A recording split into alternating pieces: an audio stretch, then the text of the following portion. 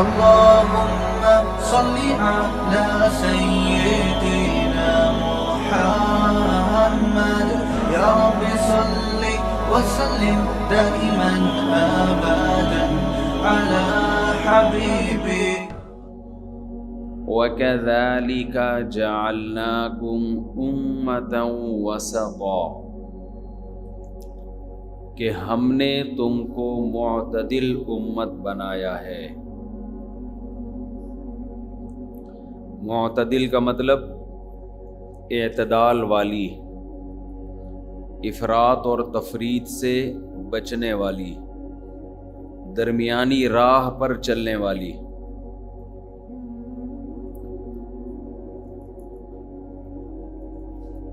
یہ اعتدال اگر ہماری زندگیوں میں آ جائے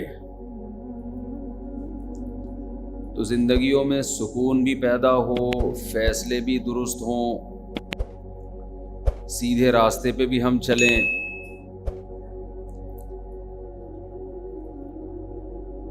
اور اگر اس اعتدال کی راستے سے ہم ہٹ جائیں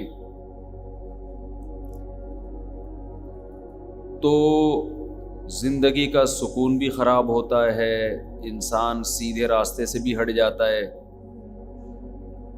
آخرت بھی خراب کر بیٹھتا ہے۔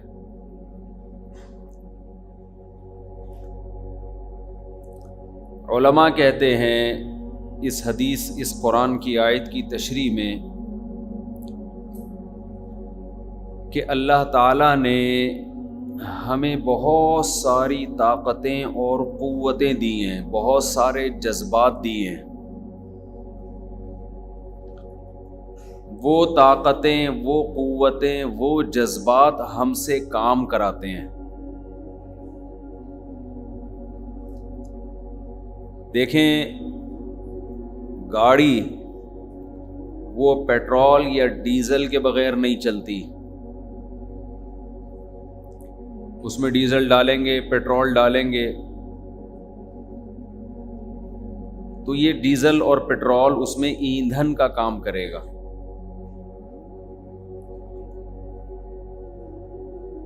تو اسی طرح انسان، اس میں بھی دو چیزیں ہیں جو اس سے کام کرواتی ہیں۔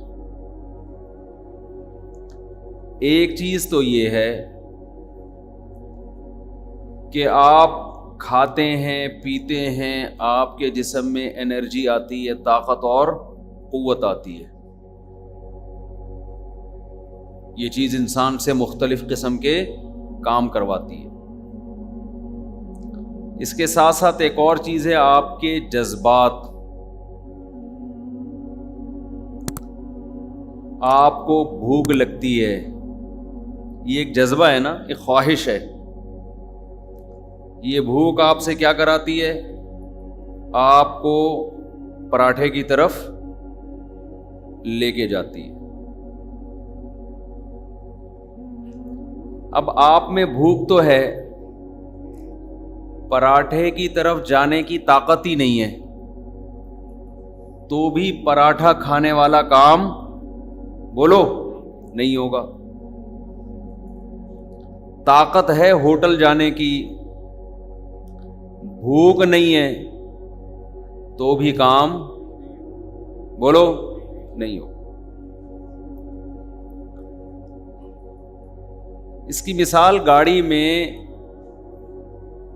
اگر ڈرائیور بیٹھ کے ایکسیلریٹر پہ پاؤں رکھ دے لیکن ڈیزل نہیں ہے تو بھی گاڑی چلنے والی نہیں، اور خالی ڈیزل ہی ڈیزل پڑا ہوا ہے اس کے اندر، چلانے کے لیے ایکسیلریٹر پہ پاؤں رکھا ہی نہیں جا رہا تو بھی گاڑی نہیں چلے گی۔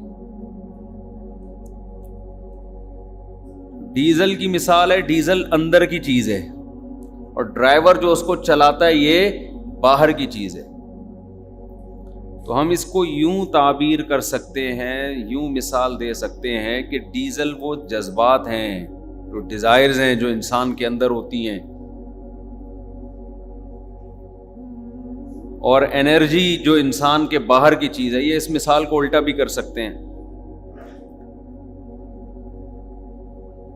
تو ہمیں کام کرنے کے لیے دونوں چیزیں چاہیے.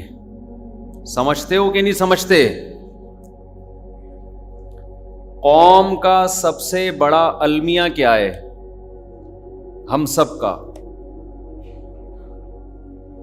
المیہ یہ ہے کہ ہم کام نہیں کرتے. ہماری قوم کا جو سب سے بڑا المیہ ہے وہ کیا ہے؟ کام چور. قومی سطح پہ تو ہیں ہی کام چور، انفرادی سطح پہ بھی کام چور ہے. ہم 24 گھنٹے کا اپنا شیڈول اگر نکال کے دیکھیں تو ہمیں اندازہ ہوگا اس میں ہم بہت سارے کام کر سکتے تھے مگر ہم نے نہیں کی.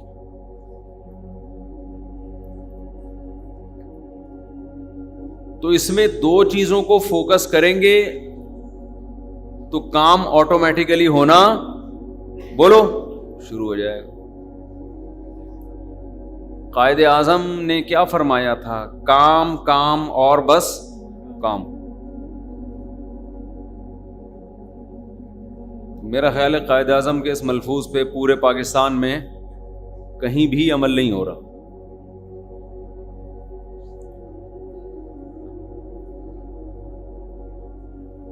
تو اب یہ بہت اہم بات ہے سمجھنے کی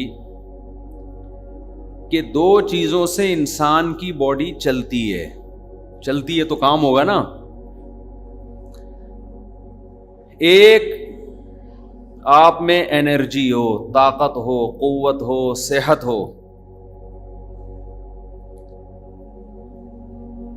دوسرا کام کرنے کے لیے آپ میں جذبات ہوں. سمجھ رہے ہیں کہ نہیں سمجھ رہے؟ ہمارے ہاں دونوں قسم کے فالٹ ہیں، دونوں قسم کے فالٹ ہیں. جذبات ہوتے ہیں، کام کرنے کے لیے صحت نہیں ہوتی. گٹکے کھا کھا کے صحت کا بیڑا غرق. جس آدمی کے پاس صحت نہیں ہوتی وہ دنیا میں کچھ بھی نہیں کر سکتا.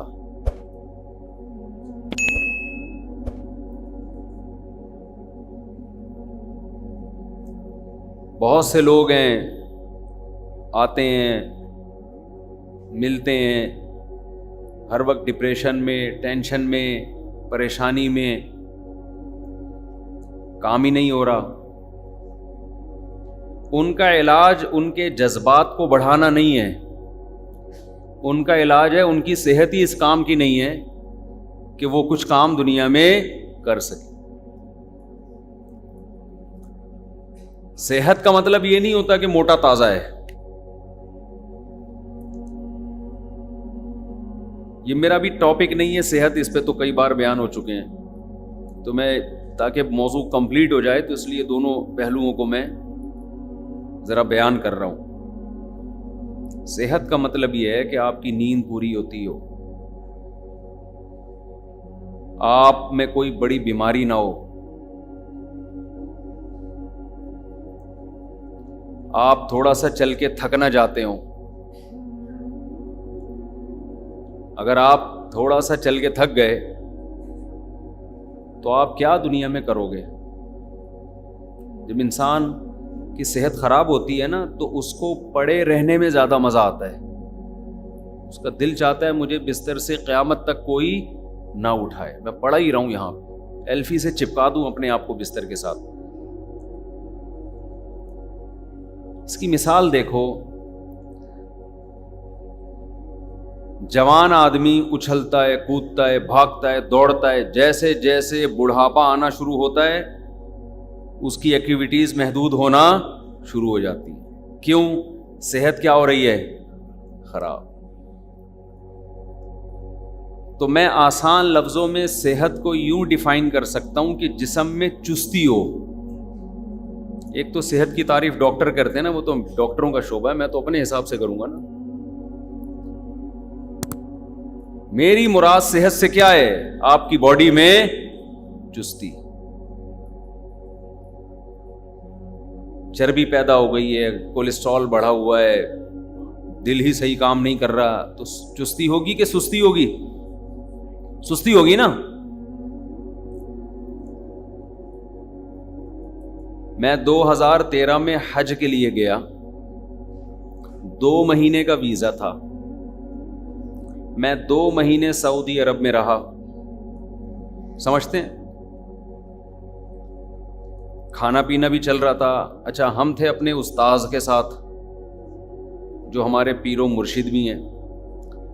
انہوں نے مجھے کھلایا, بہت دبا کے کھلایا. ویسے تو مریدین پیروں کو کھلاتے ہیں, لیکن مارکیٹ میں کچھ اس قسم کے پیر بھی ہیں جو مریدین کو کھلاتے ہیں. ہمیں ایسے پیر ملے ہوئے ہیں. تو 2 مہینے جو ہم نے پھوڑا ہے طبیعت سے, حج بھی کیا الحمدللہ, خالی پھوڑا نہیں,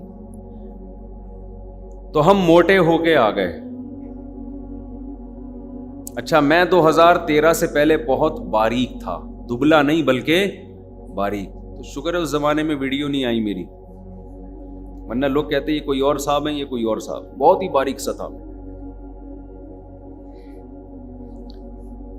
اب جب ہم, یہ میں واقعات برائے واقعات نہیں سنا رہا, جنرل نالج کے لیے, اس کا بیان سے تعلق ہے.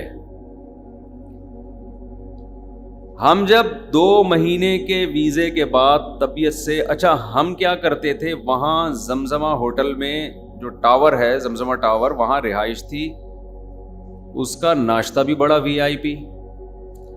ناشتہ ہم وہاں نہیں کرتے تھے, حالانکہ بڑا مہنگا ناشتہ تھا, اس میں انجیر, زیتون اور جو عربوں کے 20 قسم کے کھانے. وہ مہنگا ناشتہ جس کے پیسے پے ہو چکے تھے, یعنی ہم کر چکے تھے, وہ چھوڑ کر میں پراٹھا کھانے کے لیے, پائے کھانے کے لیے باہر نکلتا تھا. کیونکہ ہمیں جو چھولے میں اور پراٹھے میں اور پائے میں مزہ آ رہا تھا, وہ 20 کھانے میں آ ہی نہیں رہا تھا وہ مزہ. یہ کیسا ناشتہ, انجیر کھا رہے ہیں ناشتے میں. ہمیں تو پھوڑنے پھاڑنے والی کی عادت پڑی ہوئی تھی نا, ابھی بھی ہے, پہلے بھی تھی. تو خلاصہ یہ کہ یہ میں آپ کو سمجھا رہا ہوں پورا بتانے کے لیے, جب انسان واقعات کے ضمن میں کوئی چیز سمجھاتا ہے نا, تو بڑے آسانی سے اس کے دماغ میں آرام سے بیٹھ جاتی ہے. فارمولے بیان کرنا شروع کر دے, ضابطے بیان, اور دماغ تھکتا ہے انسان کا. 2 مہینے بعد جب ہم کراچی ایئرپورٹ پہنچے تو ہمارے دوستوں نے کہا, واہ ماشاء اللہ, اب آپ لگ رہے ہو مولوی. پرسنالٹی بن گئی تھی, ویٹ بڑھ گیا تھا, اچھا لگ رہا تھا. میں بھی جب گھر میں شیشے کے سامنے گیا, واہ بھائی زبردست ہو گیا. سب مجھے کہہ رہے اب صحیح ہے, اب آپ ٹھیک ہو, اب ایسے ہی رہنا. ہم اس خوش فہمی میں تھے کہ ہماری صحت بہت اچھی ہو گئی ہے, لال سرخ ہو گئے اور ہیلدی ہو گئے ماشاءاللہ, مولانا لگنا شروع ہو گئے. اب افسوس مجھے اس وقت ہوا کہ میں فجر کی نماز پڑھانے کے لیے آیا, جب میں نے تلاوت شروع کی ہے تو آیت مکمل ہونے سے پہلے ہی میرا سانس ختم ہو جاتا تھا, سانس ٹوٹنا شروع ہو گیا. سمجھ رہے, جیسے ایک لمبی آیت انسان پڑھتا ہے نا, میں ایک ہی سانس میں پڑھتا تھا, میں نے دیکھا مجھ سے ایک سانس میں نہیں پڑھی جا رہی, آدھی ہوتی ہے اور میرا سانس ختم. میں نے کہا یہ کیا ہو رہا ہے, میری صحت تو اچھی ہو گئی ہے, تو مجھے میرا سانس کیوں پھول رہا ہے؟ سمجھ میں آ رہی ہے بات؟ اچھا, ہم بھاگنے دوڑنے کے بچپن سے عادی تھے, بہت اسپیڈ سے دوڑتا تھا میں بچپن میں. پہلے ہمارے کھیل ہی پکڑن پکڑائی ہوتے تھے. آج کل تو جس نے دوڑنا ہوتا ہے نا, موبائل گیم میں دوڑ کا مقابلہ لگا کے, جس نے کرکٹ کھیلنا ہوتا ہے وہ گیم میں کرکٹ, فٹ بال کھیلنا ہے تو فیفا لگا لے گا اس میں موبائل میں. چہل قدمی کرنے بھی بائک پہ جا رہے ہیں, صحیح ہے نا, بائک پہ جا رہے ہیں. تو ہمیں اندازہ ہوا کہ بھائی جان یہ معاملہ کیا ہو رہا ہے, میرا سانس کیوں پھول رہا ہے. اچھا, ہم بچپن سے بھاگنے دوڑنے کے عادی, خوب اسپیڈ میں بھاگتے تھے. تو میں نے کہا یار اب میں ذرا ایک پارک کا چکر لگاتا ہوں. ہمیں تو عادت ہے دوڑنے کی, یہ تو سانس نہیں پھولنا چاہیے نا بھائی, یہ قابو پاؤ. تو میں نے بی اما پارک کا, اس کے سامنے جو تھانہ ہے نا اس کے پیچھے ایک پارک ہے, ادھر ایک چکر لگایا, دوڑا میں جاگنگ کی, ایک چکر لگایا ہے. اس کے بعد جو میری حالت ہوئی ہے, ایک مہینہ میں جب نیچے بیٹھتا تھا نا تو کھڑے ہوتے ہوئے مجھے لگتا تھا کہ بڑھاپا کیا ہوتا ہے. مجھے اندازہ ہوا کہ یہ ہوگا بڑھاپے میں. یعنی اتنا پنڈلیوں میں درد ہوا ہے, اتنی تکلیف ہوئی ہے کہ جب کھڑے ہو رہے ہیں تو بے بھائی یہ کیا ہو رہا ہے, سمجھ میں نہیں آ رہی میرا خیال ہے بات. حالانکہ حج میں پیدل بہت چلے تھے ہم, وہاں تو پیدل بہت چلنا ہوتا ہے, اس کے باوجود یہ حال ہو گیا. اٹ از کالڈ صحت. سمجھ میں آ رہی ہے بات؟ یہ مطلب ہے صحت کا کہ یہ صحت نہیں ہے. ہم نے اندازہ لگایا, ہم نے کہا جو بندہ بھاگ ہی نہ سکے, پارک کا ایک چکر لگایا ہے اور یہ حالت ہو گئی ہے کہ واش روم میں بیٹھتے ہیں تو کھڑے ہونے کے لیے 3-4 زاویوں میں جا کے کھڑے ہو رہے ہیں ہم. پہلے دائیں ٹانگ پہ سہارا, پھر لیفٹ پہ, پھر تھوڑا سا, پھر یوں چند سیکنڈ لگ رہے ہیں کھڑے ہونے میں. ہم نے کہا یہ نہیں ہوگا بھائی, یہ مارکیٹ میں چلنے والا نہیں. کیا فائدہ یار, ہماری تو اسپیڈ تھی. 2013 سے پہلے میرے گھر والوں کی آنکھیں ترس جاتی تھی کہ یہ بندہ بیٹھے گا کس وقت. بیٹھتے ہی نہیں تھے ہم. گھر میں آئے, ادھر سے کچن سے نکلے, یہاں سے ٹن مارا, واش روم گئے, واش روم سے ٹن مار کے ادھر چائے پی, ادھر سے ٹن مار کے, بیٹھتا ہی نہیں تھا میں. لیکن مجھے یہ ہو گیا کہ میں جہاں بیٹھ رہا ہوں اٹھ ہی نہیں رہا. ایک دفعہ تو پولیس کو فون کیا, بھائی بندہ بیٹھا ہوا ہے, اس کو اٹھاؤ. خیر یہ زیادہ ہو گئی, لیکن ایسا لگ رہا تھا. ایسے لوگ ہیں نا ہمارے معاشرے میں, بچوں میں ایسے ہوتے ہیں, ماں باپ شکایت کر رہے ہوتے ہیں ہمارا بچہ اتنا سست ہے, بیٹھا ہوتا ہے, پولیس کو بلا کے اٹھانا پڑتا ہے, اٹھ کے کمبخت دکان چلا جا, اسکول چلا جا, کچھ کر لے. ہوتے ہیں نا گھروں میں ایسے بچے. تو ان میں اس بات کا امکان ہے 50% کہ اس کی صحت ہی ٹھیک نہ ہو. جذبات ہوتے ہیں, صحت ہی ساتھ نہیں دے رہی ہوتی آدمی کا. اب بتاؤ وہ جو 2013 میں ہم موٹے تازے ہو کے آئے, وہی حال اگر ہمارا رہتا تو دنیا میں کسی کام کے ہوتے؟ ابے بول لو کیا ہو گیا بھائی. جو آدمی پارک کا ایک چکر نہیں لگا پا رہا, بیٹھ رہے تو اٹھا ہی نہیں جا رہا اس سے, نماز میں تلاوت کر رہے تو سانس ٹوٹ رہا ہے, اور لوگ کہہ رہے ہیں ویل ڈن, آپ کی صحت کیا ہے, زبردست. اس کا مطلب یہ صحت اس سے تو پہلے اچھی تھی جب باریک سے تھے ہم. اس وقت لوگ کہتے تھے آپ تو بہت کمزور ہیں.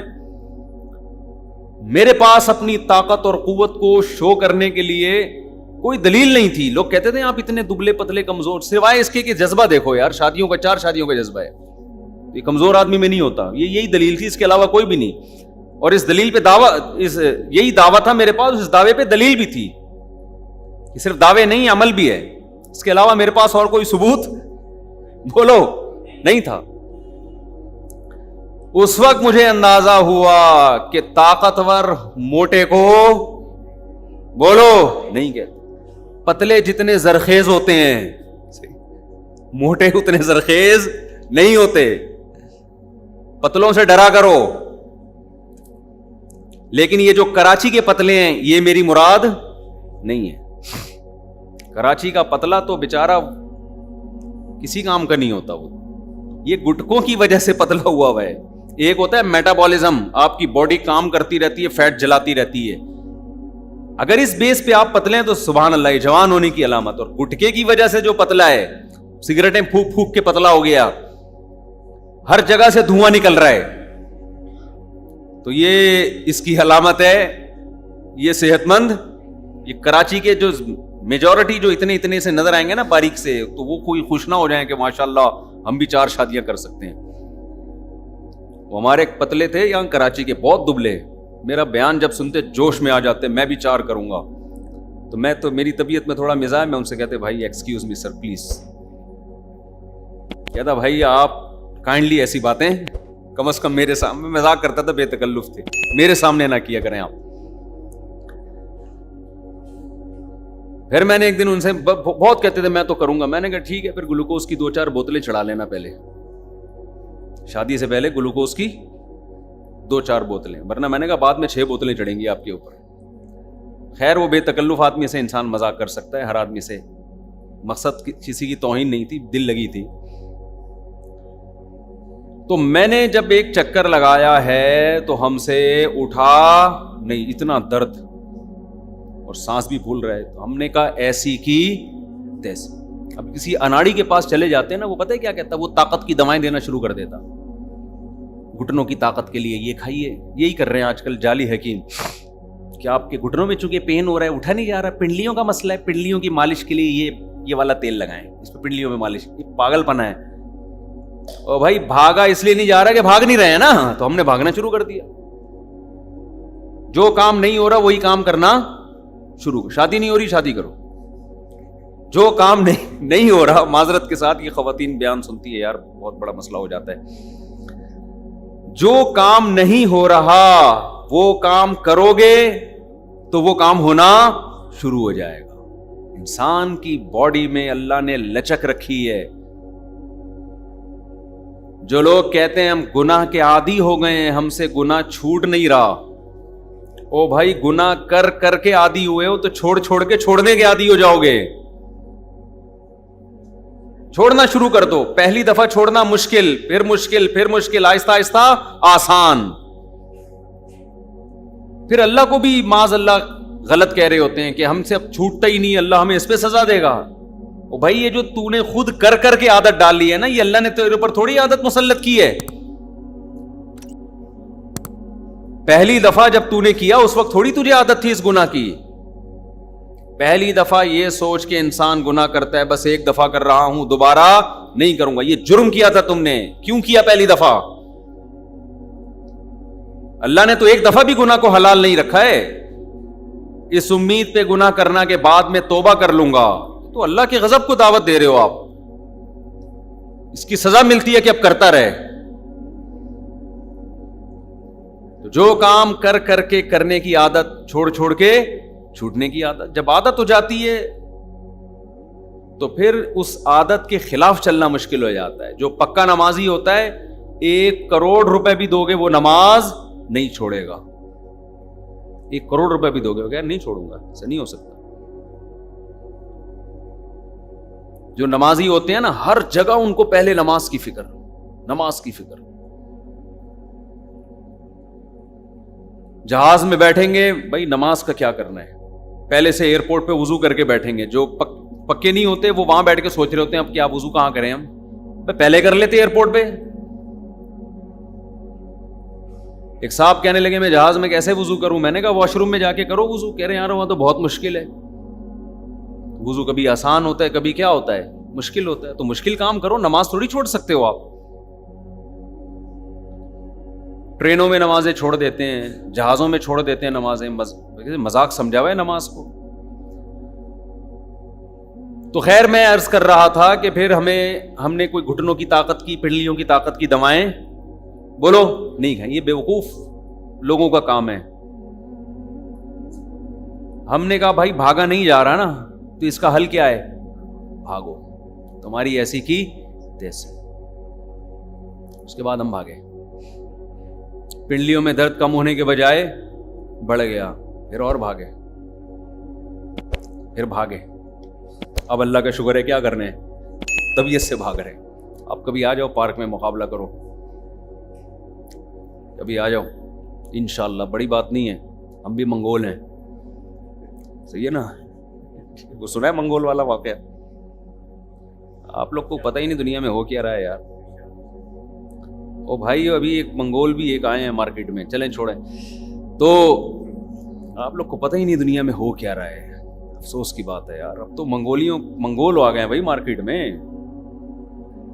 خیر جی، جب نہیں پتا تو جو بات نہیں پتا وہ پھر مزہ نہیں ہے بتانے. آپ کو پتا ہے نا منگول کا، منگولوں کے بہت بڑے کارنامے ہیں، جدید لیٹسٹ بڑے زبردست کارنامے چل رہے ہیں. خیر تو ہم منگول ویسے ہیں نہیں، تو ہم نے کیا کیا، ہم ککے زئی پٹھان ہیں تو ہم منگول نہیں ہیں. خیر ہم نے کیا کیا، ہم نے کہا بھائی ایسی کی تیسی. تو یہ میرا مقصد ہے پورا واقعہ سمجھانے سے کہ اٹ از کالڈ صحت کے آپ دوڑ سکیں, بھاگ سکیں, ذرا ذرا سی بات پہ آپ کا سانس نہ پھولتا ہو. یہ اگر یہ کر رہے ہیں اس کا مطلب صحت کیا ہے, ٹھیک ہے. پھر باقی چھوٹی موٹی چیزیں, پیٹ خراب ہو گیا, نزلہ ہو گیا, کھانسی, یہ تو سب کے ساتھ چلتا ہی رہتا ہے. پیٹ خراب ہے لیکن بھاگ رہا ہے انسان تو پھر ٹھیک ہے نا. اور پیٹ صحیح ہے, بھاگ نہیں سکتا, تو ایسے پیٹ کا کیا کرنا ہے آپ نے, ہے بھائی؟ ایک آدمی کے ساری باڈی کے آرگن صحیح کام کر رہے ہیں, نہ چل سکتا ہے نہ دوڑ سکتا ہے, تو ایسے آرگن کا کرنا کیا ہے؟ یہ ایسا ہی ہے, گاڑی کے ہر چیز صحیح ہے لیکن اسٹارٹ کرو تو چلتی نہیں ہے, تو کیا اس سے تو وہ پھٹپٹی گاڑی اچھی ہے, دھکا لگا کے چل جاتی ہے. آپ آج کل پتہ ہے لوگ اس پہ خوش ہوتے ہیں, ہمارا کولیسٹرول لیول بھی بالکل کیا ہے, ٹھیک چل رہا ہے, شوگر بھی نہیں ہے, بلڈ پریشر بھی نہیں ہے, ہم بہترین کیا ہیں, صحت مند ہیں. او بھائی یہ تو ایسے میں نوجوان آپ کو بتاؤں جن کا لپڈ پروفائل کا ٹیسٹ کروایا, کولیسٹرول, ہر قسم کا کولیسٹرول بالکل خاندانی, مسئلہ نہیں ہے, بلڈ پریشر کا کوئی مسئلہ نہیں ہے, شوگر کا کوئی مسئلہ نہیں ہے, لیکن نہ چل سکتے ہیں اور نہ دوڑ سکتے. پڑھے ہوئے تو اٹھا ہی نہیں, کیونکہ پڑھ کے بیکار ہو گئے, بالکل سست ہو گئے. تو صحت کا مطلب دو چیزیں ہیں نا. ہمارا سب سے بڑا ایشو کیا ہے, کام نہیں ہے نا مارکیٹ میں.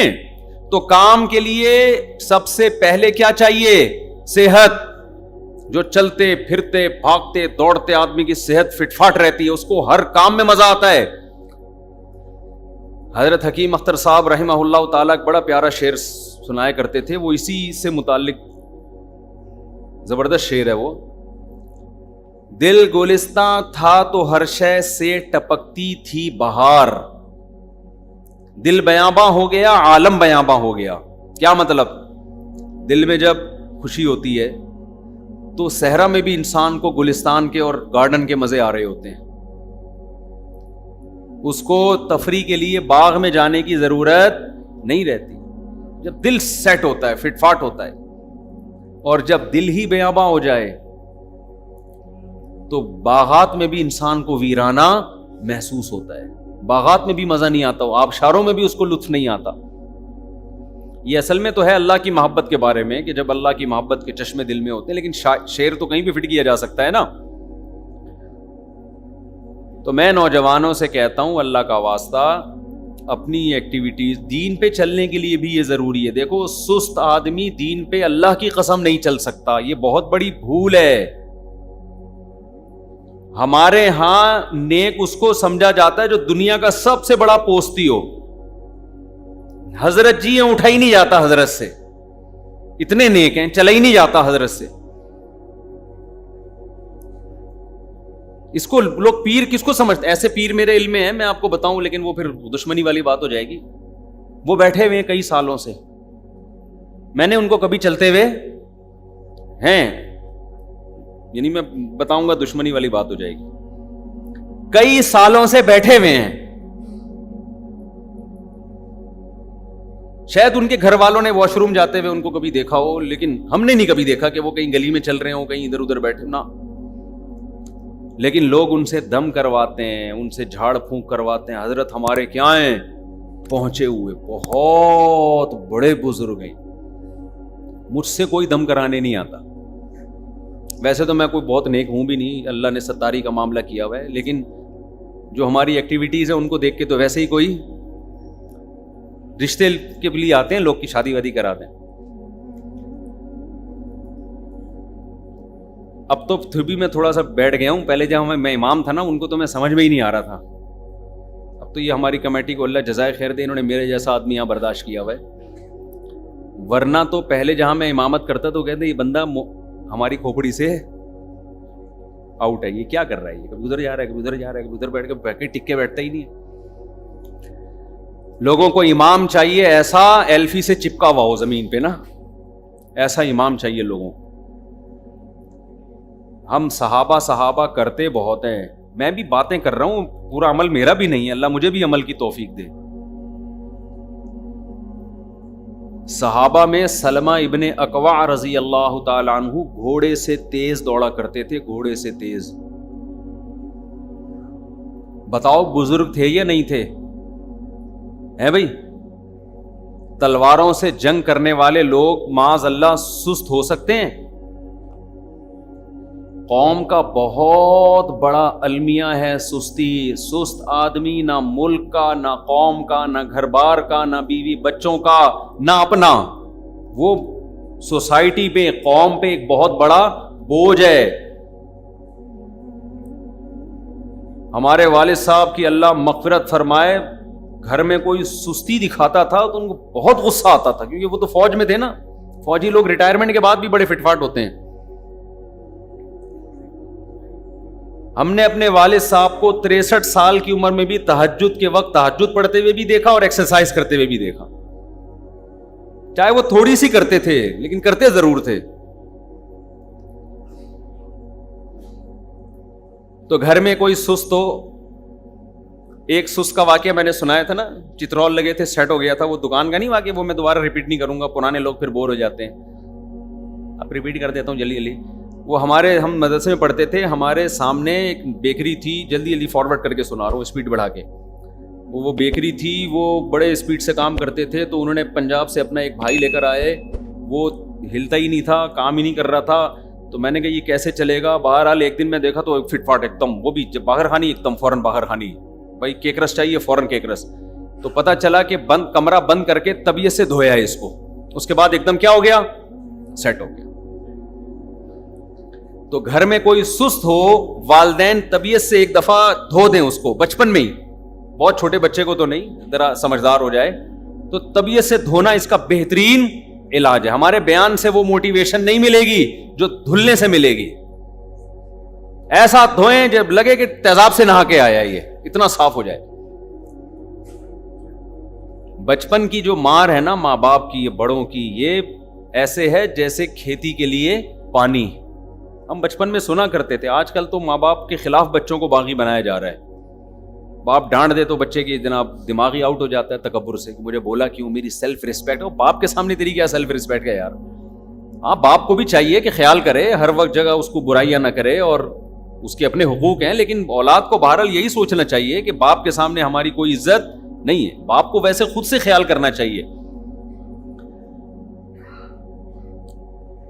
تو پہلا کام جو جوان لوگ ہیں آج سے عزم کر لیں، روزانہ یا ہفتے میں کم از کم 2 مرتبہ کیا کرنا ہے، اپنے پیچھے کراچی کا کوئی کتا لگانا ہے. سمجھ رہے ہو؟ کراچی میں الحمدللہ کتے ہول سیل کے حساب سے ہیں. تو کوئی بھی کتا آپ تھوڑا سا بھاگیں گے نا، کتا باقی خود ہی آٹو پہ ہے. یہ سارے کتے، یہ کتے بھی سست اتنے ہو گئے ہیں کہ ان کو بھی کوئی بھاگتا ہوا کتا بھاگتے ہوئے آدمی کے پیچھے اکثر بھاگتا ہے. یہ بھی اتنے سست ہو گئے ہیں کہ ان کو کوئی بھاگتا ہوا بندہ نظر ہی نہیں آتا. یہ بھی اب بھول گئے ہیں کہ بھاگنا کیا ہوتا ہے. یہ آپس میں ہی کھیل رہے ہوتے ہیں بس. تو جب آپ بھاگیں گے تھوڑا سا آپ، باقی پھر اللہ کی مدد آئے گی. اللہ کتوں کے دل میں ڈالے گا کہ یہ بندہ آج پہلی دفعہ تھوڑا سا ہلائے، اللہ اپنی ساری مخلوق کو آپ کے پیچھے لگا دے گا. ڈاکو لگ جائیں گے. کراچی میں تو ماشاءاللہ ڈاکوؤں کا ایسا راج ہے. لوگ ڈاکو کو پکڑ کے جلاتے ہیں، لوگ ڈاکوؤں کو پکڑ کے قتل کرتے ہیں. ہم کہتے ہیں غیر قانونی ہے، لیکن ہم حکومت سے کہتے ہیں کہ یہ کام اگر لوگ نہ کریں تو پھر آپ کر لیں. ادھر ڈاکو جاتا ہے جیل میں اور تھوڑے دن میں چھوٹ کے واپس. تو لوگ کیا کریں پھر؟ ہم تو نہیں ترغیب دیتے لوگوں کو قتل کریں، ڈاکو کو جلائیں، لیکن لوگوں کی آواز ہے جو میں حکومت تک پہنچانا چاہتا ہوں. لوگ کہتے ہیں ہم کیا کریں، ہم دوبارہ اس کو 6 بندوں کو قتل کرنے کے لیے دوبارہ چھوڑ دیں. ہم پولیس بھی مجبور ہے، پولیس کا کام ہے اس کو کورٹ لے کے جانا، اور کورٹ کا کام ہے، کورٹ بھی مجبور ہے. قانون ایسا بنا ہوا ہے کہ کورٹ بھی چھوڑے گی اس کو. آوے کا آوے ہی بگڑا ہوا ہے. یہ جب تک اسمبلیوں میں قانون سازی نہیں ہوگی، ہماری اسمبلیوں میں کوئی ڈھنگ کے قانون تو بن ہی نہیں رہے ہیں. کبھی LGBT کی وہ شروع ہو جاتا ہے کہ یہ ان چیزوں پہ توجہ ہے ہماری قوم کی. ملک میں ڈاکوؤں کا راج ہے، اس پہ کوئی قانون سازی نہیں ہو رہی. ہونا ہی چاہیے. پولیس اور رینجرز کے اختیارات بڑھائے جائیں. بھائی ڈاکو نظر آئے آن دا اسپاٹ آپ کو مارنے کی اجازت ہے، تھانے لے جانے کی آپ کو اجازت نہیں ہے. وہی مارو اس کو. تھانے لے کر آئے تمہیں ماریں گے ہم، وہی مار دو اس کو. رینجرز کو جب پہلے کراچی میں اختیارات دیے تھے، امن آ گیا تھا کہ نہیں آیا تھا؟ میں نے رینجرز والوں سے بھی بات کی ہے. میں نے کہا بھائی یہ ڈاکوؤں کا راج ہو رہا ہے. کہنے بھی ہمیں اجازت نہیں ہے، ہم نے پکڑ کے پولیس کے حوالے کرنا ہے، وہ مجبور ہے قانوناً. पुलिस के हवाले करेंगे, वो कोर्ट लेके जाएगी, कोर्ट में गवाहियां ही नहीं होती, जो बंदा गवाही देने जाएगा वो मारा जाएगा। आमतौर पर ऐसा होता है, उसको फिर डाकू नहीं छोड़ते। एक अजीब लाकानूनियत चल रही है। खैर, कुत्ते पीछे लगे, डाकू पीछे लगे, आपने बहरहाल क्या करना है? भागना है। अगर आप भागते नहीं हो, चलते नहीं हो, एक्टिविटीज नहीं है, आप कुछ भी खा लो। नौजवान आदमी को ना ताकत का बड़ा शौक है, तभी तो हकीमों ने लगाया होता है ताकत का खजाना, साइन बोर्ड पे लगाया हुआ होता है ना, नौजवानों को अट्रैक्ट करने के लिए। जवान आदमी को चाहिए बस ताकत। वो मेरा छोटा बच्चा है 5-6 साल का, कल उसको डॉक्टर के पास ले गए तो डॉक्टर ने हमसे पूछा क्या बीमारी? हमने कहा इसी से पूछ लो। तो वो कहता है मैं ताकत की दवा खाता हूं, ताकत नहीं आती। वो 6 साल का बच्चा कह रहा है। तो ये इस उम्र से इंसान को शौक शुरू हो जाता है किसका? क्योंकि बच्चे कार्टून देख लें और एक दूसरे को देखते ना मारते हुए, तो कहते हैं यार हमारे अंदर इतनी पावर होनी चाहिए, हम सबको मार दें, हम किसी से मार ना खाएं। ये जवान आदमी में एक जज्बा होता है। इस जज्बे का जाली हकीम गलत फायदा उठा के आपको, जो 2 नंबर हकीम है, जो सही है वो कभी ऐसी बात नहीं करेगा। वो आपको ताकत की ग़िज़ाएं खिलाना शुरू कर देते हैं, वो आपको कुश्ते खिलाना शुरू कर देते हैं। वो ये था ओ भाई, इस उम्र में कोई ताकत की खुराक खाने की जरूरत नहीं है। आप भागोगे, दौड़ोगे, रोटी खाओ यार, उससे बहुत कुछ हो जाएगा। तो अगर ये काम नहीं करते मेरे भाई, तो आप कौम पे क्या बनेंगे? बोझ। अब आप ये कहते हो ना मुझे हर काम में सुस्ती होती है, मुझे दिल नहीं लगता। नौजवान आते हैं, मैं दिल क्यों लगेगा तेरा? तुझसे ना चला जाता है ना दौड़ा जाता है। इसका फिर हर चीज पे असर पड़ता है, हर काम पे। पढ़ाई, आप सुबह जॉगिंग करो, आपको सारा दिन में सुकून मिलेगा, आप पढ़ोगे भी सही तरीके से। लोग कहते हैं इस जॉगिंग का पढ़ाई से क्या ताल्लुक है? पढ़ाई का खोपड़ी से ताल्लुक है या नहीं है? दिल से और खोपड़ी से ताल्लुक है या नहीं? और खोपड़ी सही काम करेगी जब आपका बदन एक्टिव होगा, वरना खोपड़ी नहीं काम करेगी आपकी। हर चीज पे असर पड़ता है। और जो जरा एजेड लोग हैं वो चलें, स्पीड के साथ चलें, लंबी लंबी वॉक करें, लंबी लंबी वॉक। अगर वो नहीं चलेंगे तो आहिस्ता आहिस्ता वो भी काहिल होना शुरू हो जाएंगे। तो खैर, ये तो एक बात है सेहत। सेहत का मतलब समझ में आया? भाग सकता हो, दौड़ सकता हो, चल सकता हो, कलाबाजियां खा सकता हो, शादियों की खाली बातें ना करता हो, कर भी सकता हो।